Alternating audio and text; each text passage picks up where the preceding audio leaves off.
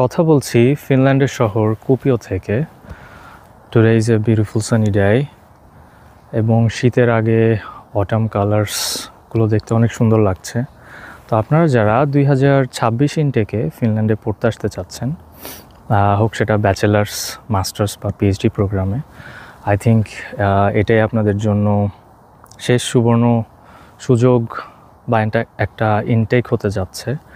কেননা যেভাবে দিন দিন ইমিগ্রেশন ল এবং অনেক কিছু চেঞ্জ হচ্ছে, তাতে ভবিষ্যতে দেশের বাইরে পড়তে আসার সুযোগ অনেকাংশেই সীমিত হয়ে আসবে। নট অনলি ফিনল্যান্ড, ইউরোপের অন্যান্য দেশ এবং আমেরিকা, কানাডা সহ, অস্ট্রেলিয়া সহ, ইউকে সহ অনেক জায়গাতেই এখন সামনে দেশের বাইরে পড়তে যাওয়া অনেক কঠিন হয়ে যাবে। তো আপনাদের প্রোফাইল গোছানো এই মুহূর্তে থাকা দরকার যদি আপনারা 26 ইনটেকে অ্যাপ্লাই করতে চান।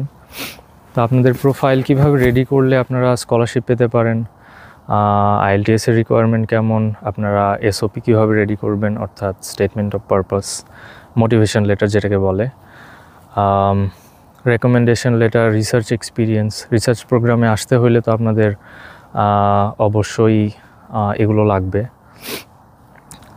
আমি ইউনিভার্সিটি অফ ইস্টার্ন ফিনল্যান্ডে মাস্টার্স প্রোগ্রামে এনভায়রনমেন্টাল অ্যান্ড ইকোসিস্টেম ইকোলজিতে পড়াশোনা করছি 100% স্কলারশিপে। তো আমার অভিজ্ঞতা থেকে আপনাদের সাথে শেয়ার করব ফিনল্যান্ডের এডুকেশন সিস্টেম, বা আপনারা কিভাবে প্রোফাইল গোছাতে পারেন ফিনল্যান্ডে অ্যাপ্লাই করার জন্য বা আদার্স কান্ট্রিগুলোতে, এবং ফিনল্যান্ডের জীবনযাত্রা।